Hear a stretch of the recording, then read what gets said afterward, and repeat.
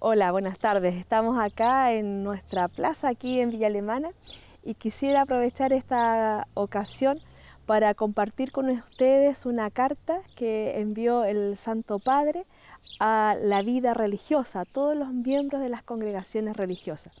Pues desde el primer domingo de Adviento, es decir, con el inicio del año litúrgico de este año, la Iglesia inaugura un nuevo tiempo de reflexión hacia la vida consagrada.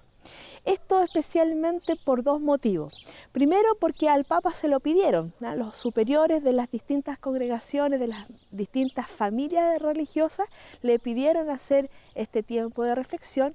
Y por otro lado, porque se cumplen 50 años de la Constitución Dogmática Lumen Gentium, que sabemos que es un escrito del Concilio Vaticano II que renueva toda la Iglesia. Y específicamente, o como prolongación de ese documento, en el mismo Concilio Vaticano II se escribió el documento o el decreto Perfecta Caritate, que justamente habla sobre la renovación de la vida religiosa en ese momento, en el año 65. Entonces, después de 50 años se ve la necesidad, por supuesto, de volver al documento y de volver a reflexionar sobre esta renovación. Tenemos que recordar que el Papa Francisco es jesuita, por lo tanto él también es religioso.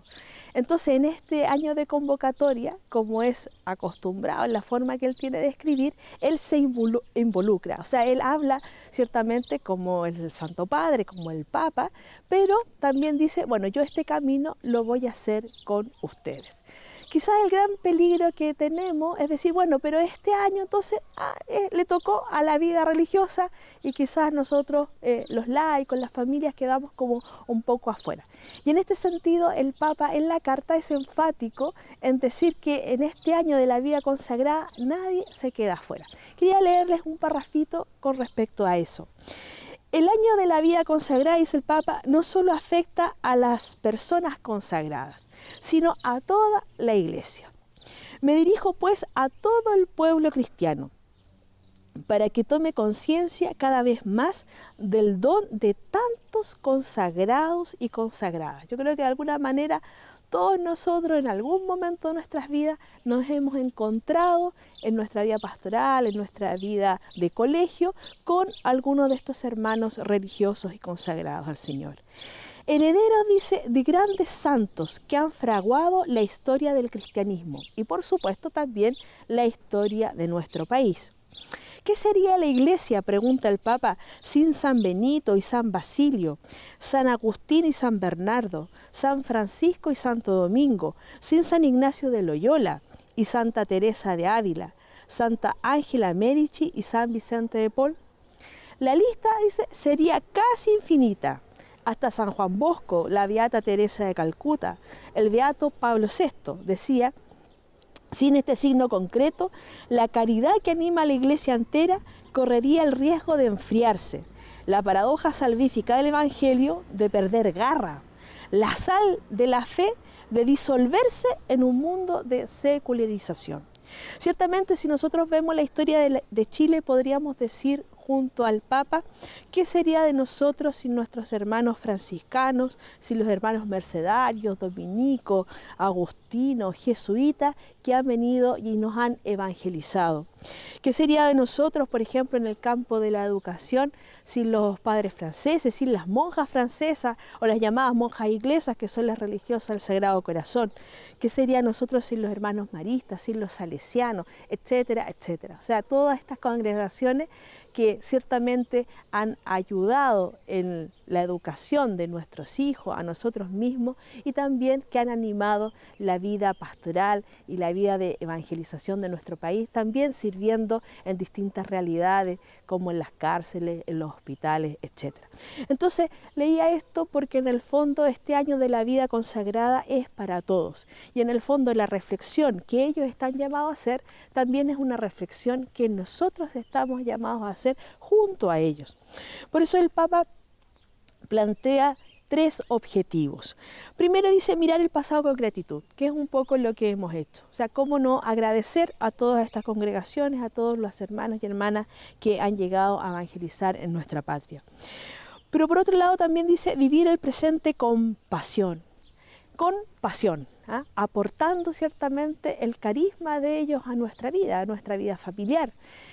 Sobre todo en cuanto al signo de la comunión, ¿no? Tantas son personas, hombres, mujeres, que se juntan bajo un carisma, sobre todo de amor a Cristo, ¿ah? Y con un carisma especial cada uno, ciertamente dado por el fundador. Entonces esa experiencia de comunión, de vida junto al otro, realmente es un signo maravilloso que toda la iglesia estamos llamados también a contemplarlo, a quererlo y también, ¿por qué no?, a imitarlo.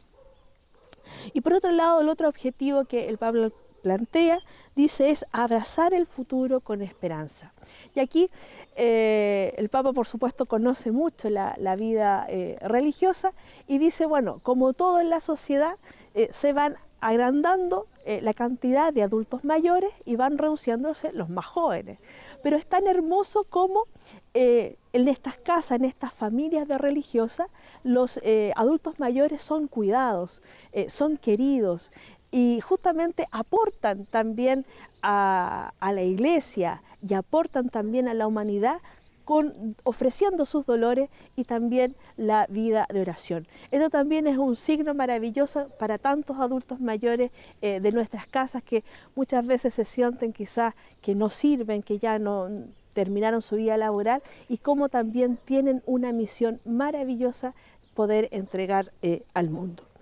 Principalmente el Papa a las congregaciones religiosas, a los hermanos, les hace tres llamados que ciertamente también compartimos todos nosotros. Dice, en este año procurar primero ser alegres.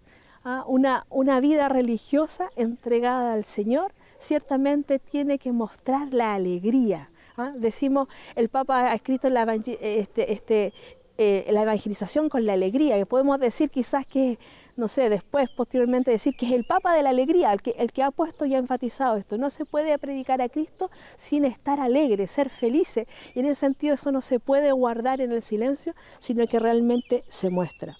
El llamado a ser valientes, como los fundadores tomaron riesgo, se arriesgaron muchas veces incluso a dar la vida, muchas veces se arriesgaron a ir contra el sistema, en fin, ¿no? O sea, también hoy día la necesidad de eso, ¿no? Ser valiente, diríamos en chileno, apechugar, ¿no? Apechugar frente a las distintas realidades y necesidades que se tienen. Y por último, dice el Papa, el otro llamado es ser hombres de comunión. El Papa también quizás podríamos decir que siempre está enfatizando en esto, el signo de la Iglesia de la comunión. Para chismes, para problemas, para en el fondo encontrar mal en las cosas al otro, para críticas, está el mundo entero. Pero dice que la Iglesia principalmente tiene que dar este signo de comunión, ser esta mística, dice él, del encuentro. Y por último también, este año de la vida consagrada, el Papa también lo plantea como un diálogo a los otros miembros de las iglesias católicas, por ejemplo, las iglesias católicas ortodoxas, ¿no? También ve que es necesario hacer este diálogo, porque plantea el tema del monacato, ¿no? El monacato como patrimonio de la iglesia. ¿Ah? Todavía dice muy vivo tanto en las iglesias ortodoxas como en la iglesia católica. Entonces también aprovecha este año de la vida consagrada para hacer este puente de comunión justamente para ir a los orígenes. Por lo tanto, tenemos este año que se nos viene de la vida consagrada, como decíamos, para una reflexión de ellos mismos, ad intra, de los religiosos, pero también una reflexión para toda la iglesia, los laicos, y también en comunión con el ecumenismo, ¿no? con nuestros hermanos separados, como decía el concilio. Bueno, finalmente agradecer, ¿por qué no?, a los religiosos por toda la labor apostólica, educativa y evangelizadora que han hecho y que nos han aportado. Muchas gracias.